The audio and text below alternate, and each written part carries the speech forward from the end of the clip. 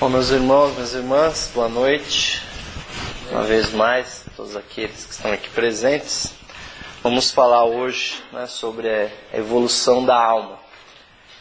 Um assunto que eu acho que, do ponto de vista teosófico, pode ser muito ilustrativo as diversas pesquisas teosóficas que há sobre esse assunto. Porque os irmãos devem saber que várias pesquisas teosóficas foram feitas nesse assunto, principalmente livros como esse aqui, O Corpo Causal e o Ego. É uma compilação do Major Arthur E. Powell, né? Se bem que eu não recomendo vocês irem direto nesse, porque tem 4 outros livros antes, que são o Duplo Etérico, o Corpo Astral, o Corpo Mental. E aí chega esse que é o 4º livro da série, que é o Corpo Causal e o Ego, né? Que fala justamente desse princípio que nós vamos falar aqui. Por que falar sobre evolução da alma? Né?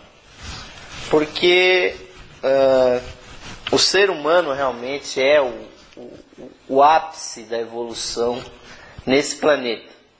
Mas, de certa forma, cada um de nós, pelo fato de nós termos realmente reaparecimentos cíclicos nessa matéria, a gente muitas vezes fica perdido. Quem é que nunca se sentiu perdido nessa existência, de não se sentir encontrado dentro da própria existência, porque a informação que está no nosso ser e a informação que está na natureza não existe de uma forma descritiva. Então, lamentavelmente, existe um processo natural de que tudo que é experimentado similarmente ao que acontece com todas as energias. Hoje se sabe que uma energia não pode ser criada, uma energia não pode ser destruída. Você só pode transformar uma energia. Então o ser humano é um transformador de energias. E a existência humana é uma manifestação energética. E a grande contribuição, a grande incursão que o ser humano faz na natureza é com relação à nossa vivência, à nossa experiência. Cada um de nós passa uma série de episódios na nossa vida que são energias, que são memórias. E se a gente fosse assim tão materialista de achar que a memória é só algumas ligações que tem dentro do nosso cérebro, que basta você dar uma pancada na cabeça da pessoa que desaparece a pessoa, né? E tem pessoas que acreditam piamente nisso, né? Que você, na verdade, estaria ferindo esse princípio de que a energia, de que a matéria, a própria matéria também, que é a energia, não pode ser destruída, ela só pode ser transformada. Então, quando desaparece um ser humano da face da Terra, né, aquilo que ele tem que estar armazenado em algum lugar. Né? Tem que ir para algum lugar. Essa energia não pode se perder. Ela não se perde na forma de calor, de som, né? Ela não dissipa, né? De calor seria até bom, né? Porque está frio hoje, né? Ou seja, aquilo que o ser humano realmente está armazenado em algum lugar. E os povos antigos, que eram realmente muito mais sensíveis para o que acontece na natureza, sabiam disso. Então, era comum, até no pensamento laico, no pensamento religioso, se falar na terminologia salvar a alma. Né? Ninguém dizia assim, vou salvar o corpo. Até quando o fulano estava lá perdido no meio do oceano, lá, né, o cara escrevia o SOS, né? SOS quer dizer Save Our Souls, ou seja, salvem as nossas almas. Ninguém escreve lá, salve os nossos corpos, né? Porque realmente o que o ser humano é está muito além dessa base material que nós temos. Essa base material que nós temos, o corpo físico, ele é um desenvolvimento podemos dizer que é até um experimento, né, que encadeia o ser humano com todas as existências materiais desse planeta. Inclusive há uma coisa interessante nessa questão de que a informação não é perdida, né, que ela está incutida, inclusive na própria matéria, que quando se desenvolve o embrião humano, ele recapitula todos os desenvolvimentos materiais que foram feitos. Então, quando começa o ser humano material, ele recapitula os desenvolvimentos, né? Então, o embrião humano se parece lá, inicialmente, com um girino, porque sabe-se que a vida nesse planeta veio dos oceanos, se desenvolveu unicelularmente, né? A vida começou dessa forma. Então aquele embrião passa pelos estágios animais, vai se parecendo com um réptil, depois, né, até chegar à forma humana, né? Quando a criança nasce, inicialmente ela rasteja como um réptil, depois ela engatinha, fica de 4, como se fosse um mamífero, até que ela se ergue e, como um ser humano, daqui a mais um tempo ela está falando. Então o ser humano recapitula até que ele, né, se restabelece como uma pessoa. Mas, diferentemente dos animais, que um cachorrinho, um gatinho, depois de alguns dias ele já está latindo, o gato está miando, a galinha está cacarejando lá, né, o pintinho está lá ciscando, né? O animal ele tem alguns instintos que o caracterizam. Agora o ser humano não, o ser humano ele precisa de todo um aculturamento, ele precisa de educação, precisa de amor, de carinho, tudo mais, né?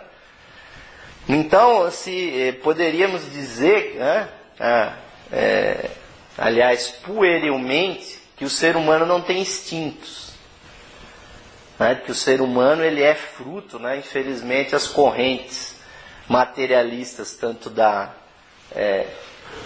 todas as ciências que estudam o homem, antropologia, todas as outras, dizem que o ser humano é um fruto do que acontece no meio. Né? Se você nasce no Brasil com o salário mínimo que nós temos aqui, o ser humano vai ser X. Agora, se ele nasce na Suíça com tudo na mão, né, com todas as benesses, aí esse ser humano vai ser Y.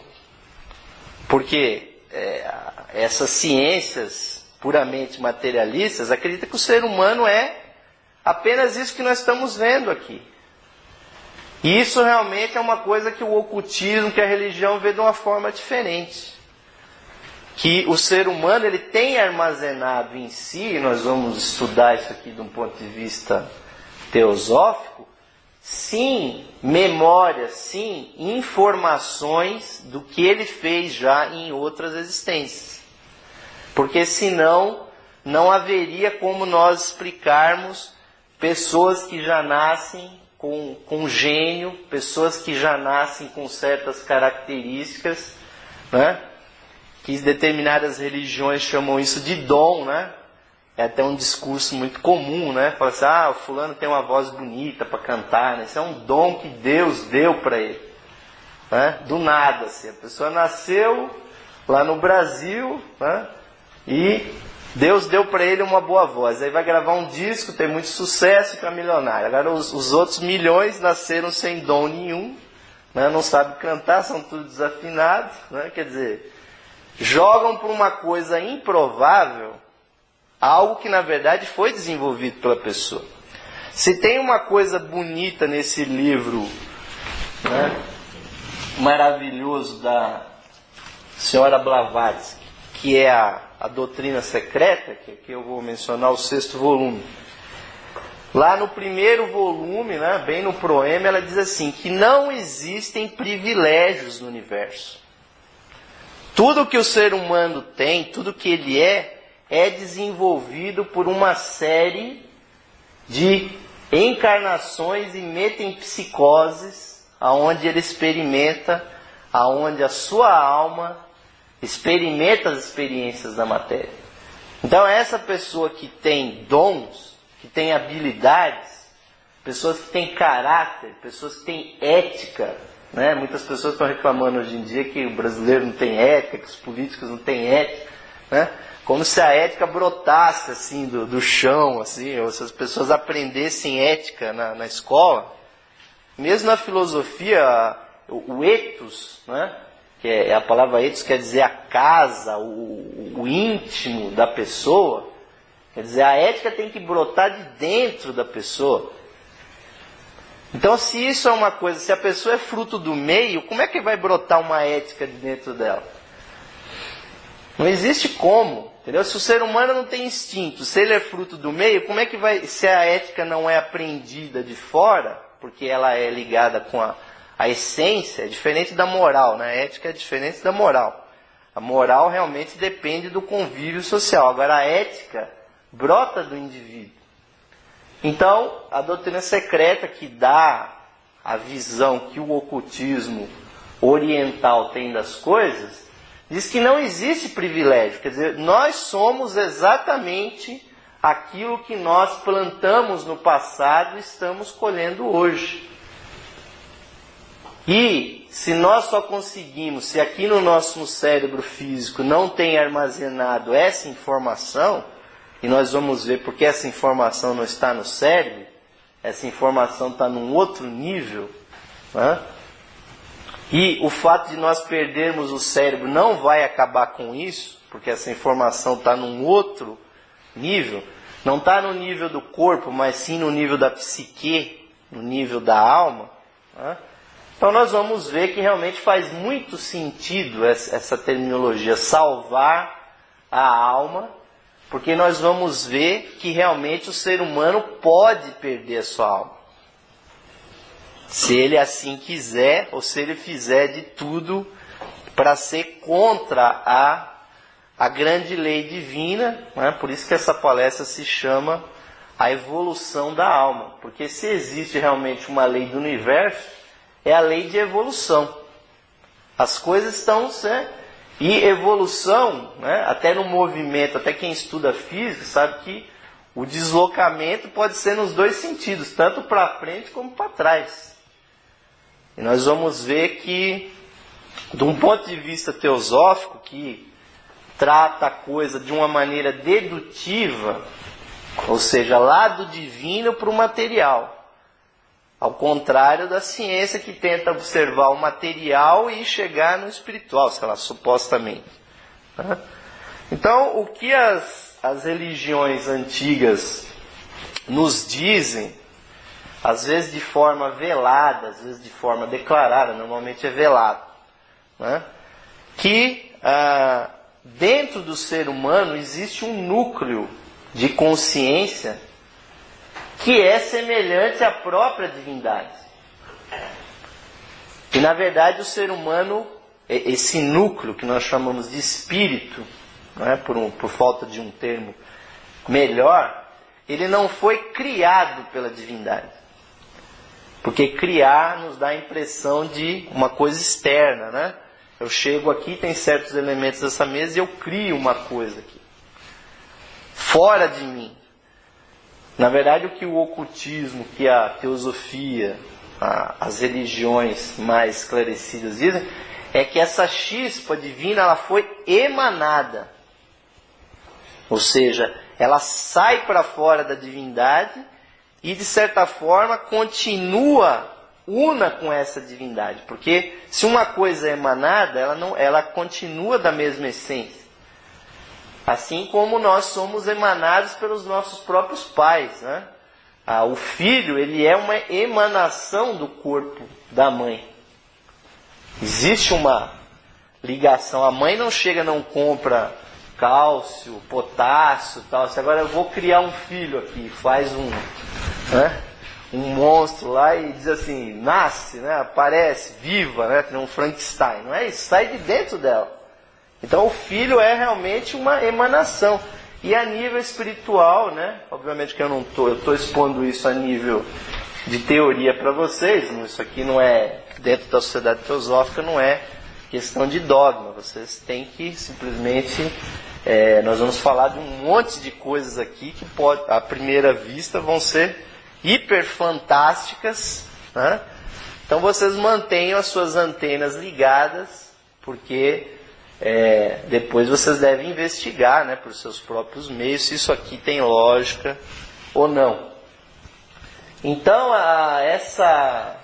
essa chispa que nós chamamos, ou não sei por que cargas d'água, na teosofia adota um termo idêntico ao que os gregos usavam, que é o termo mônada, e que é o mesmo termo também semelhante a que os gregos diziam átomo, né? Ou seja, a menor partícula do universo, ou, né, realmente, vamos colocar na forma de uma estrela aqui, que seria exatamente essa emanação da divindade. E ela está num nível, na terminologia teosófica, isso aqui foi sendo alterado, foi sendo facilitado, né? Porque havia uns nomes assim, sânscrito, bem complicados, que eu não vou nem citar, porque eu acho que só serve mais para dificultar o entendimento do que para facilitar, né? Então, se eu não estou usando os termos sânscrito aqui, se alguém está só o átmico aqui por falta de um termo melhor, porque Atma quer dizer vontade ou aquela natureza essencial, né? Então, aqui em cima, no plano divino, aqui seriam os chamados 7 planos de existência, né? Plano divino, plano monádico, plano átmico, intuicional, mental superior, né? Ou mental abstrato. Depois, o mental ele se subdivide, há uma grande divisão aqui, aliás, uma divisão muito importante, né? É aquilo que muitos ocultistas ocidentais chamam de abismo. O abismo que existe entre o que há aqui embaixo e o que há lá em cima. E nós vamos ver porque isso se chama de abismo. O mental inferior seria um mental mais concreto, né, com formas, com imagens. O emocional, ou também conhecido como astral. E o físico, que é o mundo que a gente, tridimensional, que a gente realmente conhece, né? Então aí nós temos, na verdade, 3 campos de evolução, sendo que eu vou tratar mais do meio do campo, né? Dizem que o jogo é ganhado no meio do campo, né? Então vamos tratar do meio do campo. Essa parte de baixo aqui, né, que envolve o mental inferior, o emocional e o físico também a gente pode também colocar aqui, se a gente quiser, um nível chamado energético ou etérico, né, porque realmente o ser humano é envolvido por energias. Então, esse nível aqui é chamado de personalidade na terminologia teosófica. A personalidade, que vem do termo persona, né, da palavra persona, que quer dizer máscara.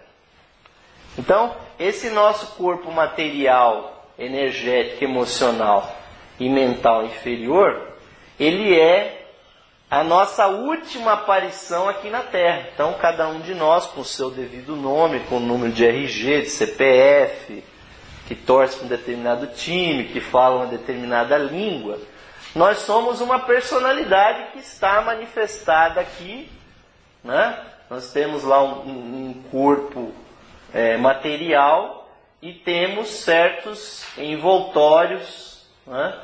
As assim chamadas auras, né, que nos envolvem. Então, o ser humano, ele se acha realmente essa coisa aqui, muito mal desenhada, né, vocês podem ver, né? Nós nos identificamos totalmente com isso, com esse corpo material. E a gente fica realmente nessa dor. Mas de onde que a gente vem? Porque os outros níveis, né? Esse nível aqui, o nível da chispa, né? E tem uma coisa, o meio do campo, que é realmente o que nos interessa nessa palestra aqui, é realmente o nível da alma. E aqui obviamente é o nível do espírito. Na doutrina secreta, no primeiro volume, e eu já tive a oportunidade de dar palestra aqui, a Blavatsky fala da tríplice evolução. Ou seja, na verdade o ser humano não é uma evolução só, são 3 evoluções, que acontecem em 3 tempos diferentes. A evolução aqui da personalidade, ela tem um período de desenvolvimento igual que a da encarnação física. E aí é muito interessante, porque aquelas pessoas que dizem assim, não, vamos fazer o que tem que fazer, porque a vida é uma só, vamos mandar brasa, encher a cara, vamos, né, fazer um monte de coisa aí, porque a vida é uma só. Realmente, acertou, a vida da personalidade é uma só. Esse indivíduo aqui que surge, né, aqui, essa pessoa aqui, é única, ela nunca mais vai existir. Né? Felizmente, um outro Osmar, um outro Ismael, um outro Eleazar, um outro Ivan, né? Graças a Deus que nunca mais vai ter uma pessoa desse jeito como nós, né? Que realmente uma experiência, né, imperfeita ainda, não chegamos ainda no nível ideal. Né? Mas o fato é que isso aqui, ela vem desse nível. Ou seja, na verdade, quem está evoluindo se nós, obviamente, adotarmos, né? Se tem alguém aqui que não adota, né? Mas na minha cabeça já é tão ponto pacífico isso, né? Quem adota a teoria da reencarnação, obviamente que tem que perceber o seguinte, que a manifestação do ser humano, ele é uma senoide entre a existência no campo da alma e no campo aqui do físico. Ou seja, nós nascemos aqui, morremos e passamos depois a existir no plano espiritual. E obviamente por percebermos que não somos perfeitos, a gente retorna para buscar mais experiência, mais informação, né?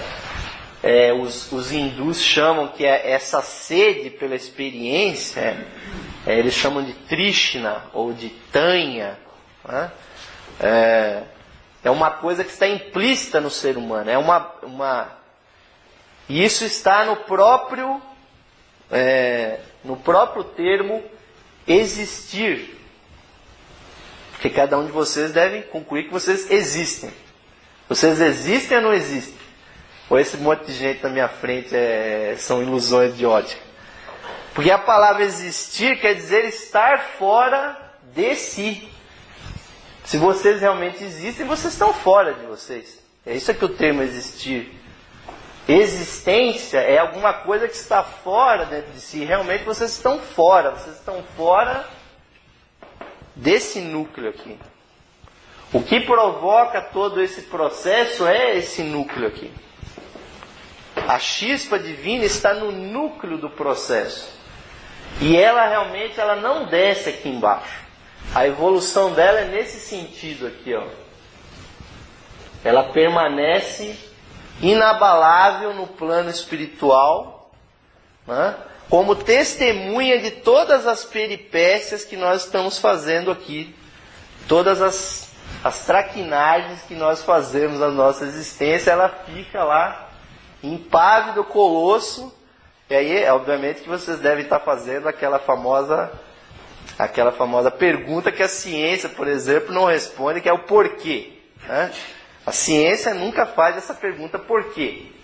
Porque complica tudo a situação, por que o ácido salicílico corta a dor de cabeça. A ciência não sabe, ele sabe que corta a dor de cabeça. Então você toma que corta, não vem perguntar por quê, porque é muito difícil responder isso. Né? Agora, por que a danada da chispa divina provoca todo esse processo? Porque realmente, se ela já está una com a divindade, se ela já é perfeita junto com o Pai, né? Por que acontece isso? Porque ela não tem a experiência da humanidade. Então a expulsão do paraíso, pelo menos dentro daquela alegoria toda bíblica, né? Na verdade não é uma expulsão, na verdade é uma saída do seio da divindade por vontade própria, né?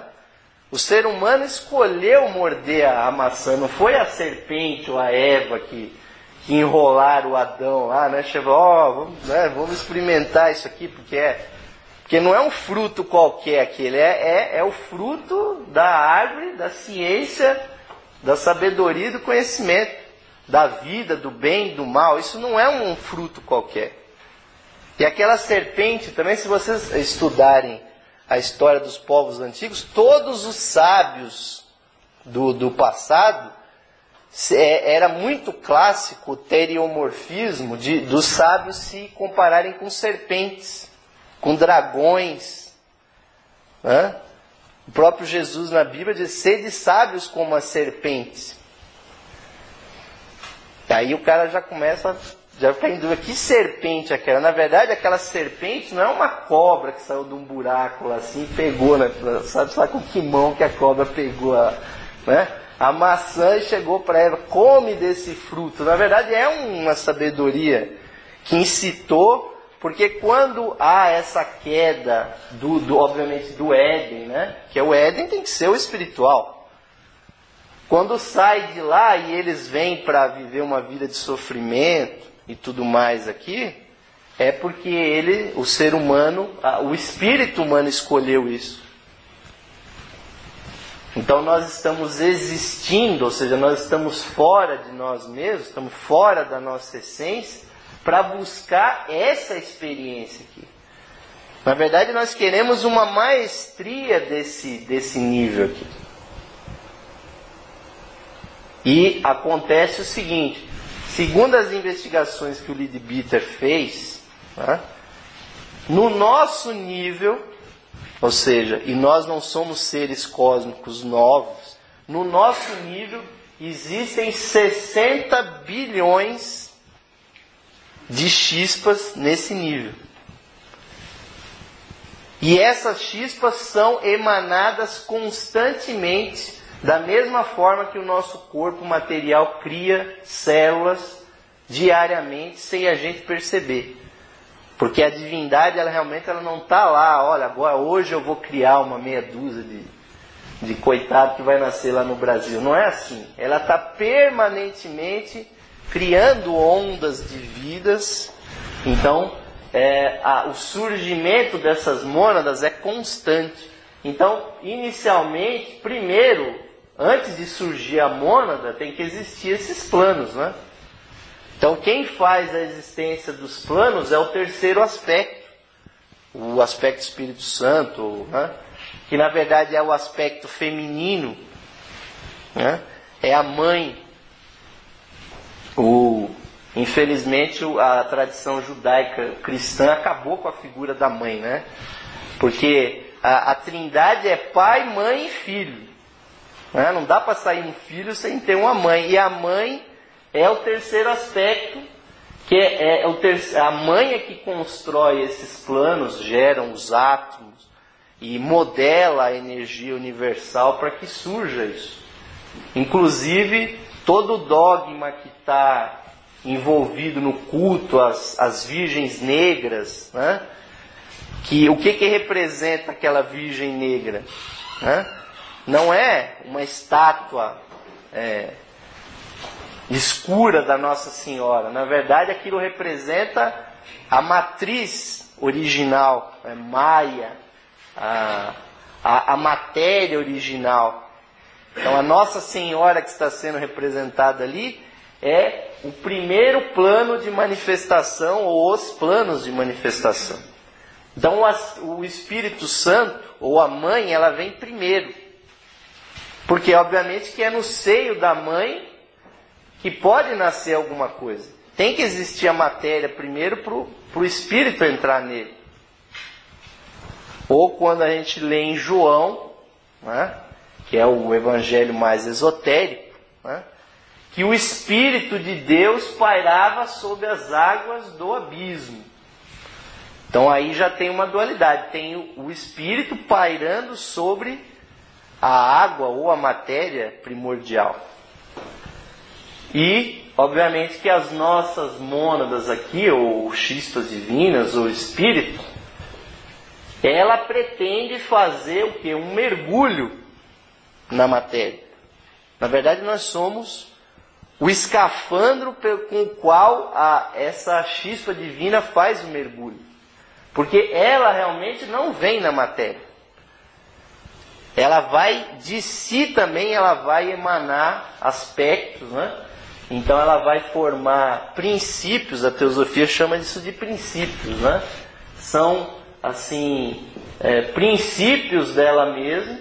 Então esses princípios existem em todos os planos, né? E cada princípio que ela vai gerando, ela vai se revestindo com matérias. Então a maneira de se descrever isso é como a vida realmente do mergulhador, né? Ele quer chegar no fundo do mar, então ele veste um escafandro, coloca um negócio de oxigênio e tal, mas quando chega lá no fundo, ele não tem realmente uma mobilidade, ele não tem... o Leadbeater também faz uma outra analogia, que seria como a nossa mão, que é um órgão muito sensível, que fosse se revestindo de várias luvas. Então cada luva seria a entrada da chispa num desses planos, até chegar aqui. Então também o grande problema aí, o grande galho, como dizem os nossos amigos lá da internet, é que a potência disso aqui é tipo 1 milhão. E a potência aqui é só 1.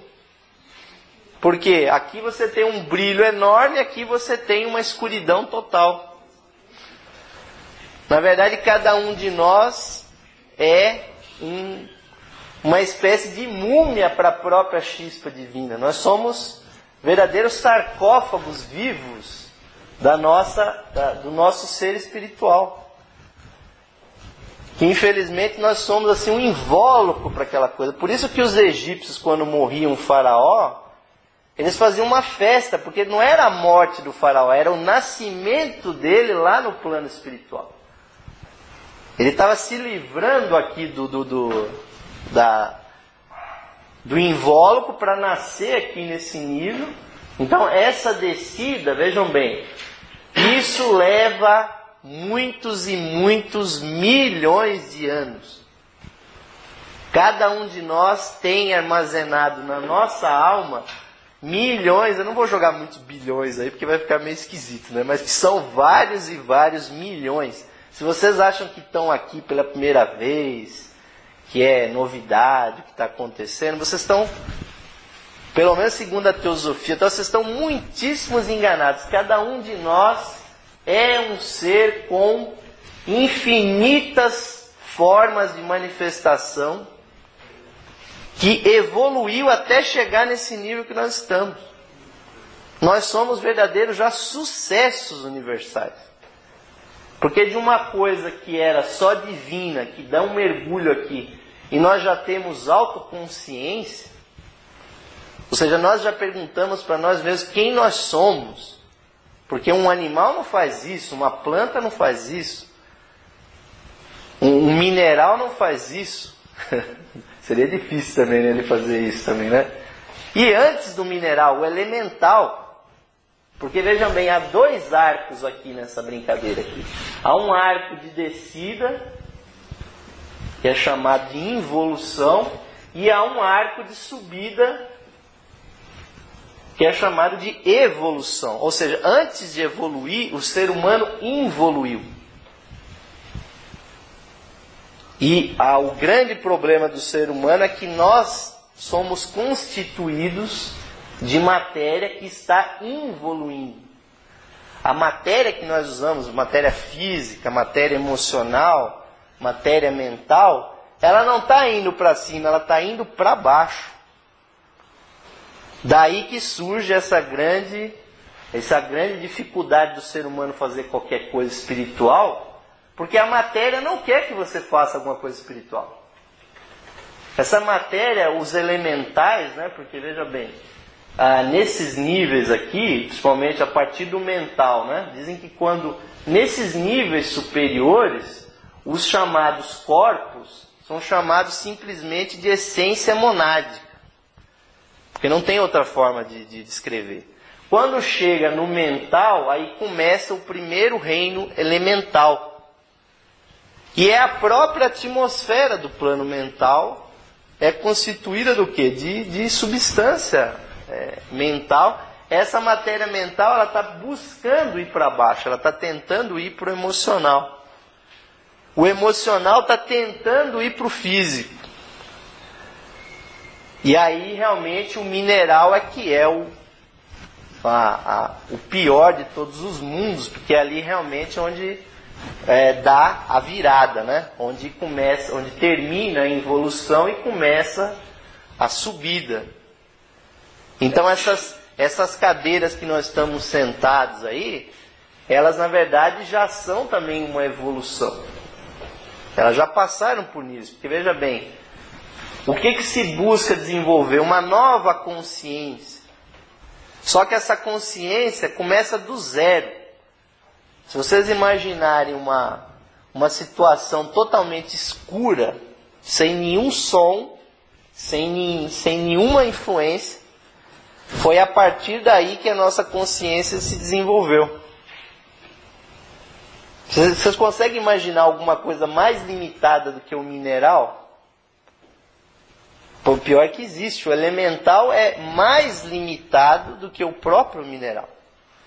Porque ele está aqui antes, ele está caindo. Essas formas aqui estão caindo. E aí tem aquela famosa frase paulina, né? O bem que eu faço, isso eu não consigo fazer. Agora o mal que eu não quero, isso eu faço. Por quê?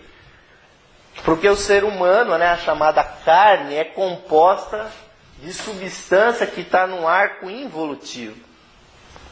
Isso realmente é um grande problema, é o grande desafio do ser humano, porque o nosso espírito ele quer ir para cima, agora a nossa matéria quer ir para baixo. É o grande conflito, é o grande dilema, é a grande dúvida que nós temos. Ou a gente vai ou nós vamos para Gandaia ou nós vamos para o espírito, a pessoa se pergunta, né? Pô, está tudo na mão aqui, ou nós vamos para o material ou nós vamos para o espiritual. Não dá para fazer as duas coisas ao mesmo tempo? A pessoa se pergunta, né? Isso já foi respondido. Você não pode servir a dois senhores ao mesmo tempo e satisfazer os dois. Você satisfazer a Deus e Mamon, porque Mamon, ou Matrix, ou Maia, ou Maria, o que vocês quiserem, é esse nível aqui, é a queda na geração, a queda na existência. Agora, tem uma coisa muito importante aqui, que precisa ser descrita, né? Ou seja, o ser humano é um momento na evolução dessa mônada, que ela tem essa tríplice estrutura. O ser humano já é muito evoluído, por quê? Porque ele já é um espírito, uma alma e um corpo. Cada um de vocês, salvo as exceções que eu vou dizer aí, que são lamentáveis, mas que existem, né? São as chamadas almas perdidas, que é uma coisa tão absurda que hoje em dia tem gente ganhando milhões de dólares aí com filmes, com livros, né? E coisas que tal, explorando a ideia da alma perdida, porque realmente você pode se perder aí nesse processo. Se der tempo nós vamos falar disso.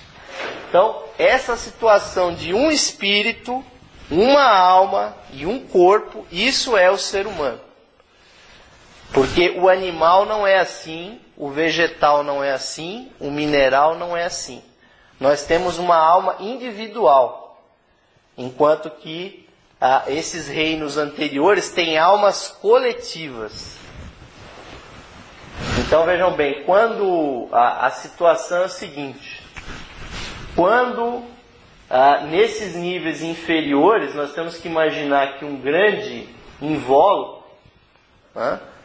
Essa alma aqui que é chamada de coletiva, né? Então nós temos aqui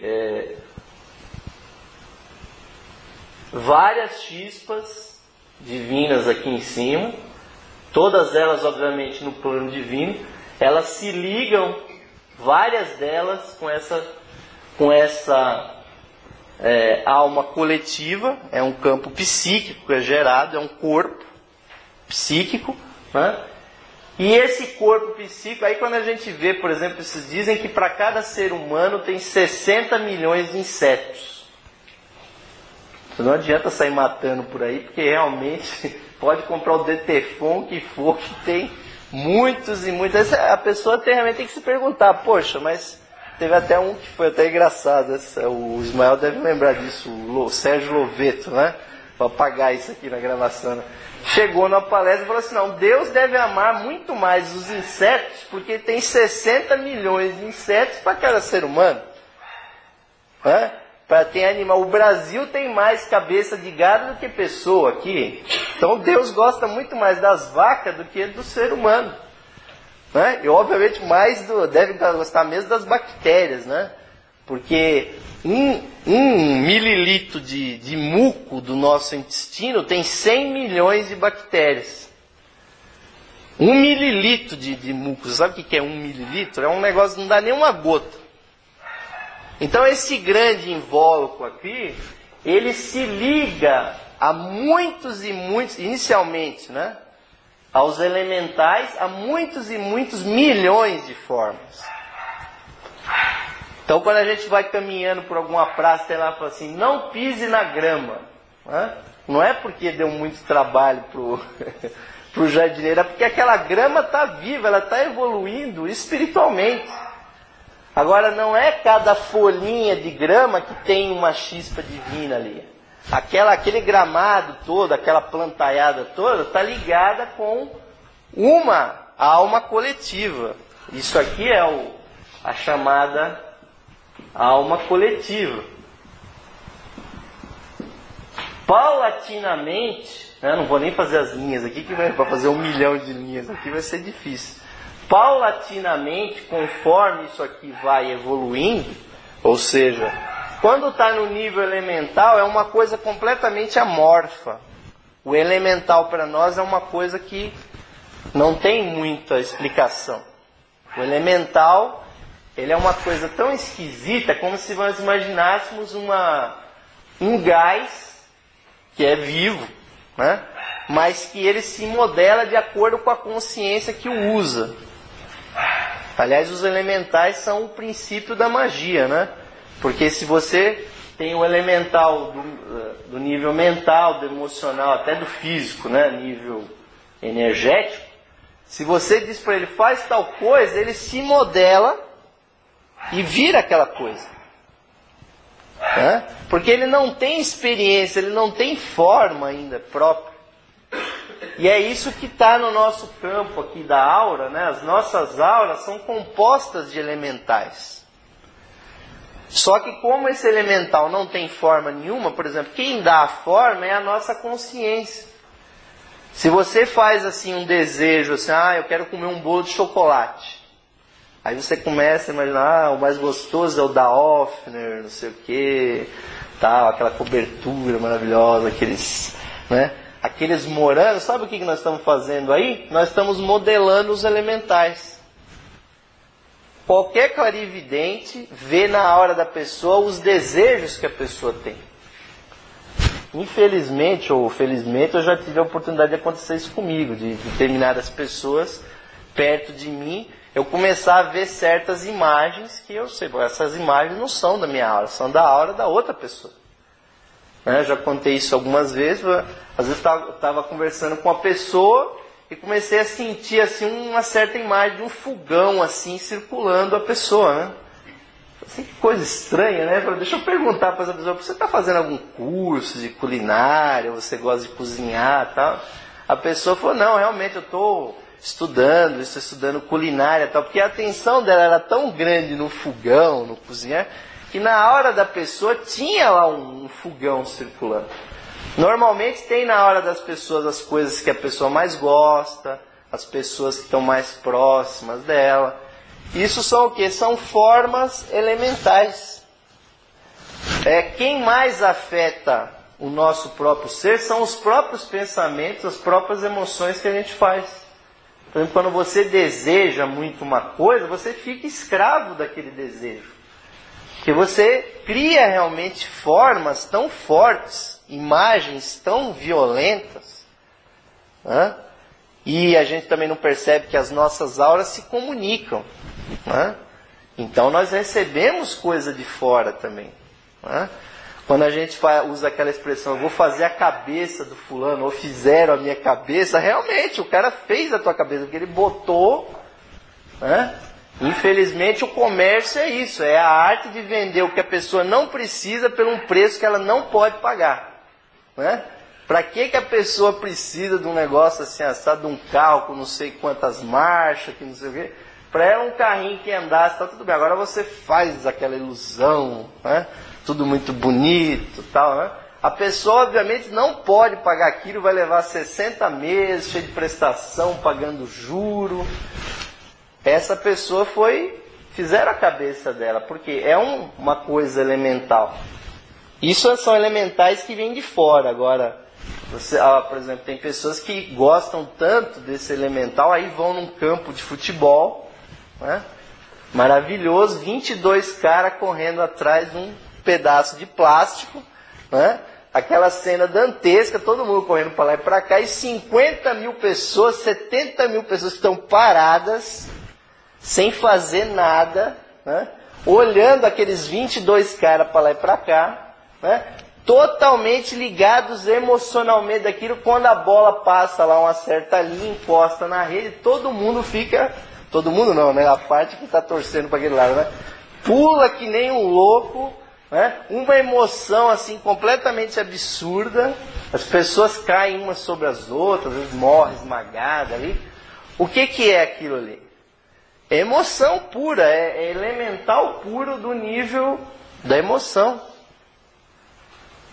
Por que um soldado que está marchando no exército, ele não para assim e fala assim, o que eu estou fazendo aqui no meio dessa guerra aqui? Será que eu realmente tenho que matar alguém aqui nessa guerra? Por que ele não vai embora para casa e não abandona as armas? Porque ele está seguindo um elemental que foi criado pelos dirigentes daquela guerra, né? Que manipulam as mentes das pessoas. Quando você está assistindo televisão, você está ouvindo rádio, então as pessoas estão ali tentando te manipular as suas energias. Esse é que é o reino dos elementais. Que é também, existiam e existe no Brasil, a gente tem isso muito claramente, religiões, cultos que manipulam elementais que foram criados há muitos milhares de anos atrás. Os cultos africanos, os cultos, né, indianos e outros, já se modelaram certos elementais que continuam sendo manipulados até hoje, que são até muito engraçados, né? A pessoa chama lá o elemental de preto velho, de Exu não sei o quê, aquilo é uma modelagem, né, mental que já foi feita, mas que pessoas continuam alimentando aquilo. Enquanto tiver alguém alimentando aquilo mentalmente, emocionalmente, aquilo lá continua existindo.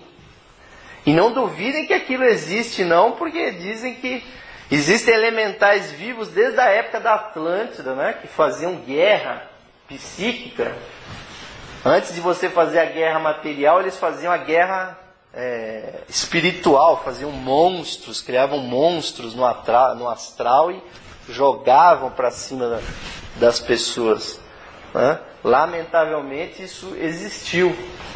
Então a descida dessas chispas, quando chega no nível do animal doméstico, né, desse nosso animalzinho que já está quase falando, isso já é o final do processo.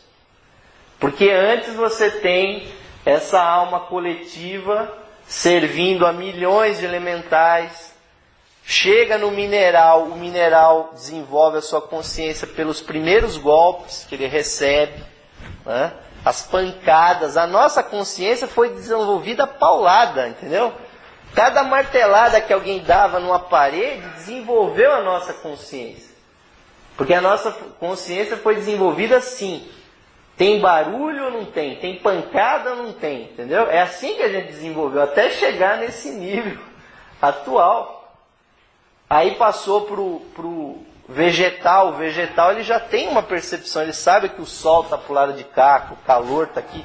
A planta já se vira para a luz, porque ela sabe que a vida dela vem dali.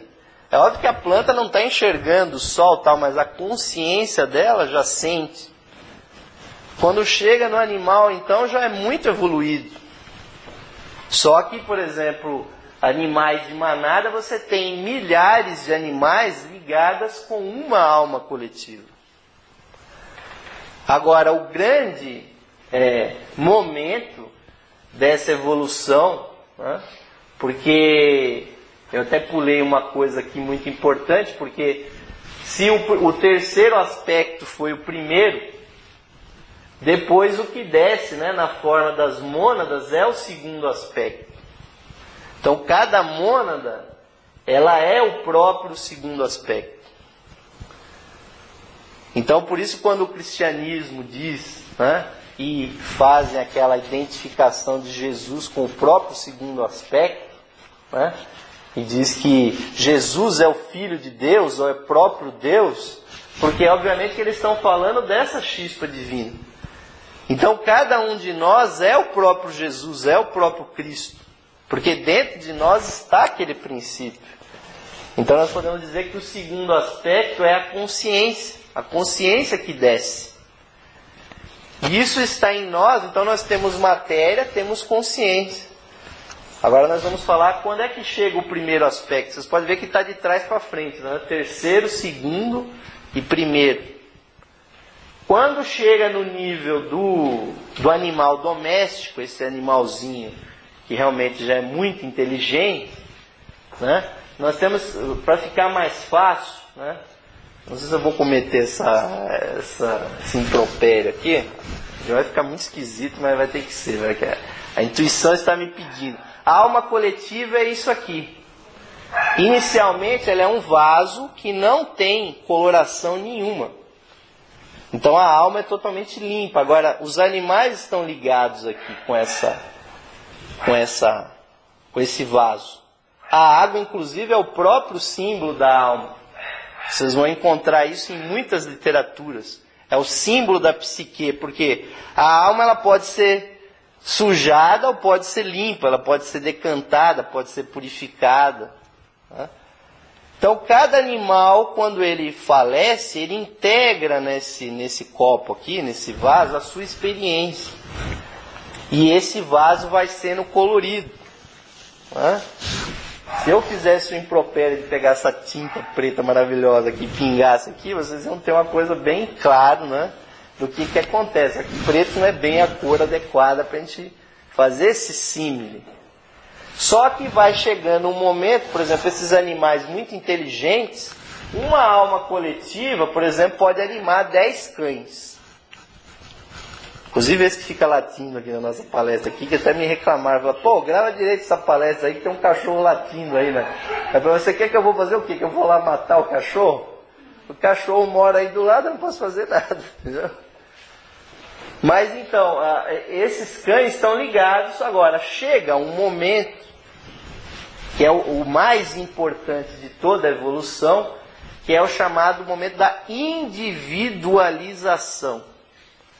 Quando isso que era coletivo vai passar a ser individual. Né? Porque esse momento que é realmente crítico é quando desce o primeiro aspecto nessa alma, porque o primeiro aspecto é a vontade, é o aspecto pai, é a energia mais poderosa que existe, e aí você fecha o famoso circuito.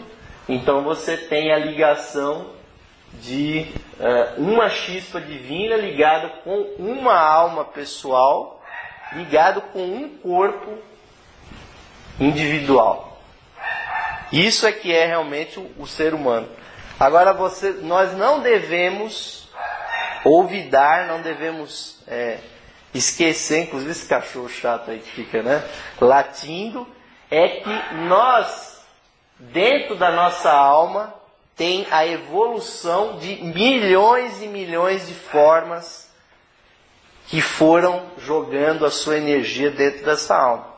Então o ser humano não é desprovido de instintos, muito pelo contrário. Todos os instintos possíveis e imagináveis estão integrados na nossa alma. Na verdade, nós temos gravado na nossa alma individual todas as experiências dos reinos inferiores. E é por isso que o ser humano é capaz de cometer desde as maiores atrocidades até as coisas mais divinas. Por quê? Porque nós temos toda essa experiência.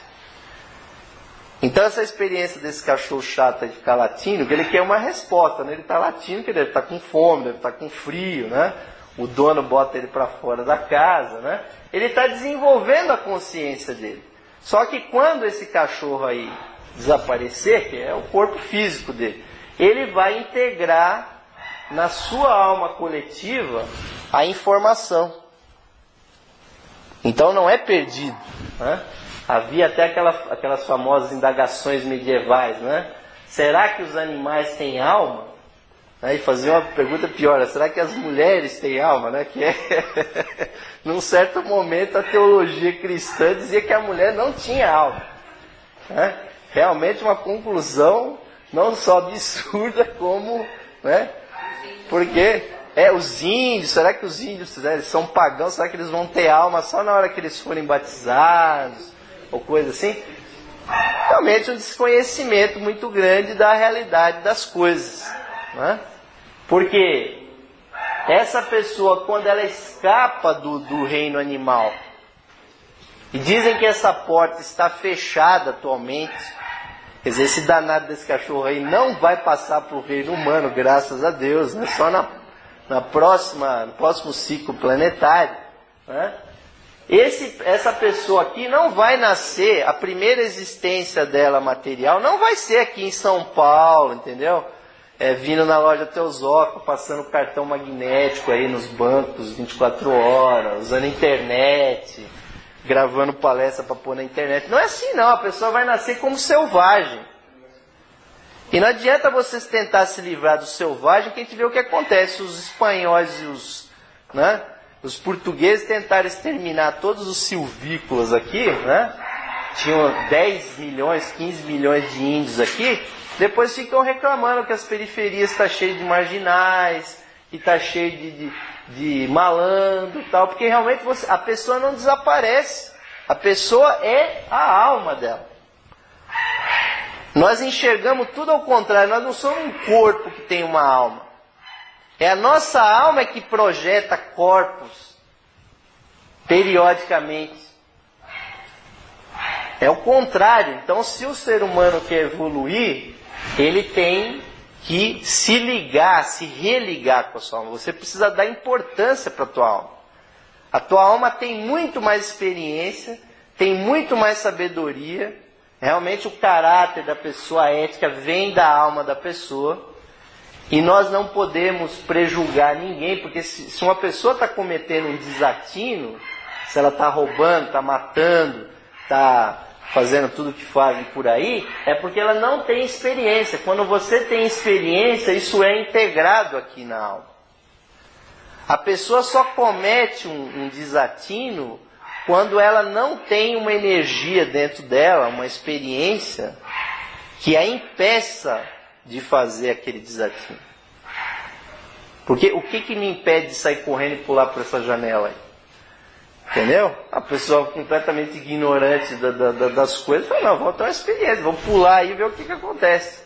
Mas como eu já tenho toda uma experiência, né, que realmente um senso, né, muitas vezes a pessoa chega num lugar alto, assim, sente até um pavor, um medo, assim, porque realmente nós já devemos ter morrido muitas e muitas vezes, até empurrado ali de cima, ali.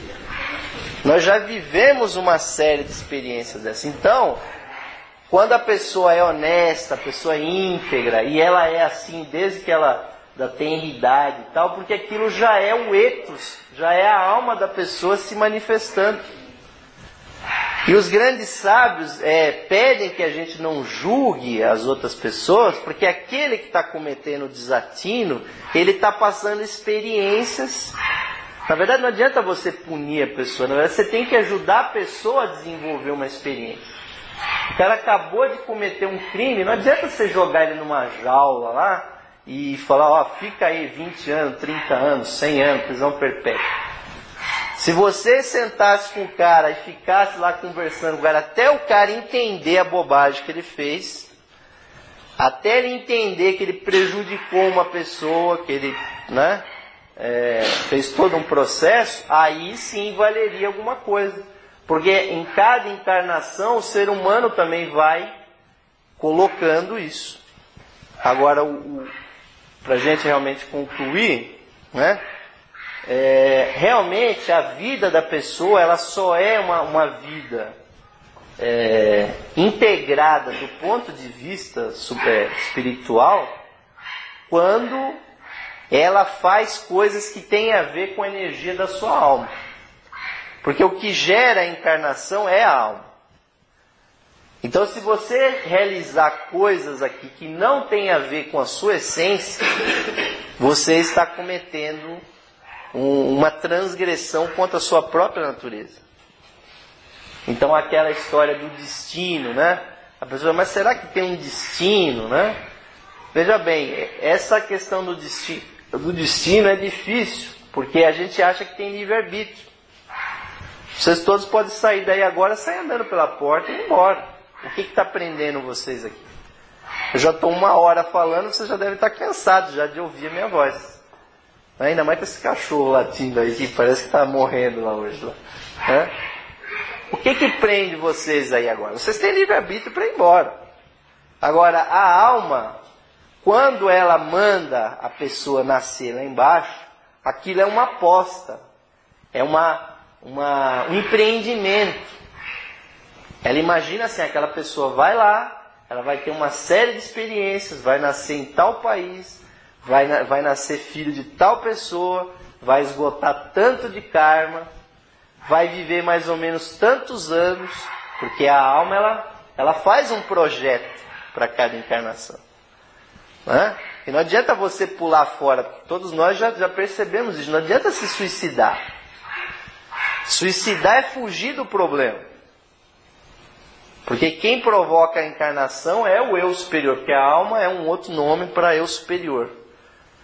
Se você não perceber o que está querendo esse eu superior, você vai viver uma vida muito infeliz aqui. Porque a felicidade é você se coordenar com os seus princípios psíquicos e espirituais. Agora, infelizmente, tem aquelas pessoas que, por uma série de transgressões, conseguem, vejam bem que absurdo, conseguem perder sua própria alma. Graças a Deus falou para calar a boca o cachorro lá. Tentando rogar para ver só como é que o elemental funciona, né? A pessoa não vai entender nada lá na internet, lá na gravação. Vejam bem, como é que a pessoa perde a sua alma? É simples, basta você fazer tudo de ruim, tudo que não tem a ver com o seu espiritual. Você roubar, matar, entendeu? Prejudicar as pessoas, prejudicar a si mesmo, se drogar, né? Fazer tudo que é completamente absurdo para a sua natureza material e para a sua natureza espiritual. A gente vê pessoas que são verdadeiros crápulas. O que essa pessoa está querendo da vida? Sair matando dezenas de pessoas, traficando droga, entendeu? Que vai sujar, né? Não, mas é por isso que eu estou dizendo que essa pessoa... Esse aí é um crime até a nível espiritual.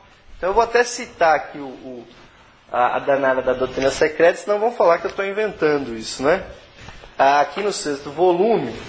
a Madame Blavatsky, lá na página 162, ela diz assim: Assim temos na Terra duas espécies de seres sem alma. Os que perderam o ego superior na presente encarnação e os que já nasceram sem alma. Tem mais essa ainda, hein? Essa eu não sabia, né? Te peguei, né? E os que já nasceram sem alma por terem separado da alma espiritual na vida precedente. Então veja só que coisa absurda que pode acontecer. Se a pessoa transgredir a sua natureza tanto, sendo tão vilã, tão malévola, a própria alma da pessoa abandona isso aqui. Ela se desconecta. Ela falou, ó, tchau para você, meu amigo. Não vou mais ficar conectado com você. A pessoa perde, isso aqui há uma desconexão, e essa pessoa passa a existir aqui embaixo sem ter um princípio espiritual. Saem fora o que é a mônada, que está aqui em cima, porque na verdade a mônada está no centro disso aqui tudo. Na verdade a mônada está aqui, esse ponto que a gente invoca na meditação é a mônada. O centro espiritual que está no coração é a chispa divina. Ela está aqui. Só que o cara está fazendo tanta bobagem, né? A mônada e a alma da pessoa se desloca, vai embora, abandona aquela pessoa. E vocês querem saber como é que isso passou para a cultura popular? Nas histórias mais absurdas que hoje estão fazendo o maior sucesso no cinema. Uma delas, inclusive, foi escrita por um teósofo, que é a história do Drácula. O Drácula, Bram Stoker, que escreveu Drácula, era presidente da Sociedade Teosófica na Irlanda do Norte. Não era um cara qualquer, era um verdadeiro iniciado no ocultismo. E a história do Drácula, que já existia, né, do Vlad Dracul, né, que era lá entre aspas, herói lá da Hungria e tudo mais lá, que matou. Vejam bem, por que ele virou um homem sem alma? Porque a maldade dele era tanta de não só matar aqueles turcos, mas tinha que empalava os coitados dos turcos, bebia o sangue, que a alma do cara falou, você vai me desculpar, mas você fica aí que nós vamos procurar outra evolução, né? E aí, quando ele escreve aquele romance, vejam bem, aquela pessoa que o Drácula é apaixonado é a alma dele. A Mina, né? A personagem chama Mina. Então, aí ela renasce num outro lugar, porque a alma continua. Aí é que é o mais estranho de tudo. Essa alma, ela se desconecta do fulano e ela provoca uma outra encarnação. Mas esse fulano aqui que se desconectou, ele tem corpo astral e tem corpo mental. Então, esse corpo astral e esse corpo mental ainda pode gerar, segundo a Blavatsky ainda do Doutrina Secreta, mais umas 3 ou 4 encarnações. E dizem que são pessoas tão más, dizem que são pessoas inteligentes, não são pessoas assim, sabe, que fica, eu sou o cara sem alma, assim, vem com a placa assim escrito. Aliás, não é um zumbi, muito pelo contrário, são pessoas assim que têm uma esperteza, têm uma habilidade. Então a gente tem que realmente ficar atento. E eles vão para a cabeça, eles já vão direto para o poder, para o dinheiro, eles não ficam preocupados com lojinha teosófica lá com 20 pessoas assistindo palestra. Eles já vão querer saber de governo, de presidência de firma, de exército, sabe? Já vão aonde pode estourar um negócio grande. Não tem mental, é só mental de Deus. Aí que tá, eles não têm mental abstrato, né? Eles têm mental concreto. Óbvio que não dá tanto para explicar tudo aqui, né? Então essa história do Drácula é uma. Hoje temos 2 histórias relativamente modernas. A história do Senhor dos Anéis, que tem lá um cara que é tão ruim, mas tão ruim, que é o Sauron, e também acontece a mesma coisa com ele. Ele se desconecta, né? Se desconecta e nasce um personagem completamente, né? Que só sofre, que é o Sméagol, né? O que é o Sméagol? É a reencarnação da alma do Sauron. O Sauron continua existindo, né? Nos planos lá invisíveis, lá vira o grande olho lá, né? Que o cinema, a versão cinematográfica inventou o olho, né? Que nem existe. E também temos outra que é no Harry Potter. O Voldemort do Harry Potter é o próprio Harry Potter. Porque o Harry Potter, ele era na encarnação dele anterior, ele era tão mau, ele era um mago tão negro, que também se desconectou. Provavelmente a escritora lá, a J.K. Rowling lá, que escreve o livro, ela vai explicar mais ou menos isso. Porque ninguém explica qual é a conexão que o Harry Potter tem com um personagem tão negativo, que nem conseguiu matar ele, conseguiu matar os pais dele, mas não conseguiu matar.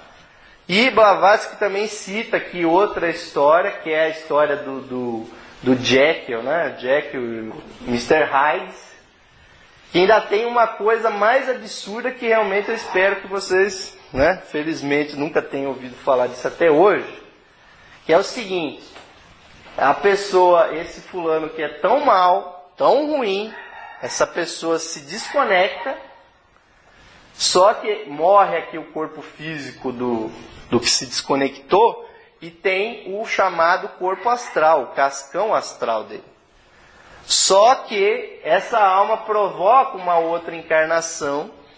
Eu não sei se vocês vão entender o que eu vou dizer aqui. Mas esse cascão astral ainda existe no astral. E aí eles se encontram. Ou seja, o cascão do fulano mal com a nova encarnação dessa alma. E aí você tem aquele chamado o habitante do umbral, ou um encosto assim, né? Maravilhoso, que é o encosto do que você mesmo foi na outra encarnação. É o caso do Mr. Hyde lá e o Jekyll, porque o Jekyll era uma energia dele que ficava obsedando ele mesmo.